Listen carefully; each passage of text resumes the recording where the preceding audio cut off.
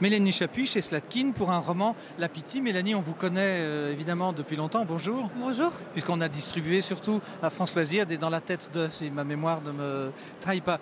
Vous m'avez dit, il faut que je te parle de La Pythie, alors parlez-moi. Alors La Pythie, le postulat est assez fantastique, mais traité de façon réaliste. Et finalement, c'est pas si fantastique que ça. C'est une femme, donc une jeune femme qui, on la suit de ses 10 ans à ses 33 ans environ. Et elle va se découvrir un don de clairvoyance lors de son premier orgasme. Elle va voir la mort de son amant. Voilà, donc donc comme je vous disais, le postulat de base est assez fantastique, mais l'idée c'était de parler de l'orgasme et des différentes transes. Et l'orgasme est effectivement une porte vers la transe. Alors ça ne veut pas dire qu'on va voir la mort de son amant, mais ça me permettait de jouer avec la petite mort, la mort, Eros, Thanatos, etc. Oui. Et donc c'est une femme qui va se demander pourquoi. D'abord elle ne va pas croire en ce don, qui est une malédiction évidemment. Et puis petit à petit, ce don va se confirmer et elle va se demander quoi en faire, pourquoi il est là. Donc d'abord, elle va croire que...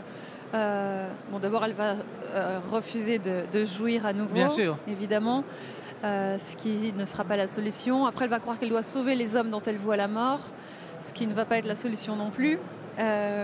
Et puis petit à petit, elle va comprendre qu'elle doit en apprendre sur elle-même. Donc c'est vraiment un voyage initiatique, une quête de soi qui va la conduire à renouer avec des racines dont on l'a coupée. Donc c'est une femme qui est... Ça me permettait de parler du plaisir féminin, mais aussi de la part d'exil qu'on porte tous en nous. Donc c'est une déracinée qui ignore à quel point elle est déracinée et qui peu à peu va renouer avec le Chili et avec la tribu des Mapuches dont elle est originaire. Et voilà. Ça, c'est votre enfance et les voyages qui vont... C'est mon enfance et les voyages. C'est aussi... j'avais envie de faire un roman sur le chamanisme. Oui. Je trouve qu'il y a beaucoup de témoignages sur le chamanisme qui, moi, personnellement, me passionnent assez. Mais j'avais pas encore lu de roman, donc je me suis dit que j'allais en écrire un. Donc c'est un livre qui parle autant du plaisir féminin que des mémoires que l'on porte en nous, que de la transmission. C'est écrit à la première personne ou c'est elle? Non, c'est elle. C'est elle, ça permet de laisser une distance, qu'on pourrait confondre entre vos propres tourments. Pas tout à fait quand même. Pas tout à fait. Pas tout à fait, mais il y a évidemment. Mais est-ce qu'on sent que c'est écrit par une femme? C'est justement, parce que nous, on connaît l'orgasme vu au masculin. Oui. Et on sait que c'est généralement pas très bien décrit et que c'est pas terrible. On sait que c'est beaucoup plus trouble et mystérieux chez une femme. Est-ce qu'un homme et une femme lisent la même chose?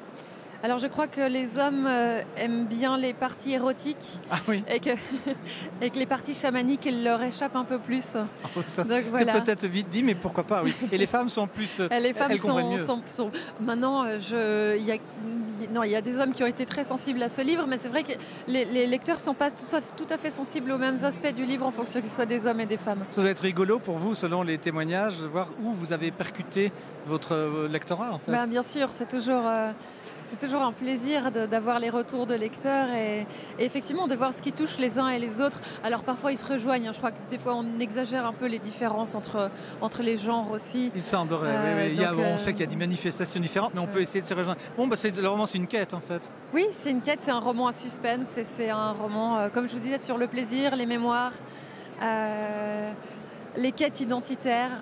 Oui, alors oui. Adèle, c'est un personnage un petit peu fantastique, mais je crois que ça parle à beaucoup de femmes. Elle parle à beaucoup de femmes.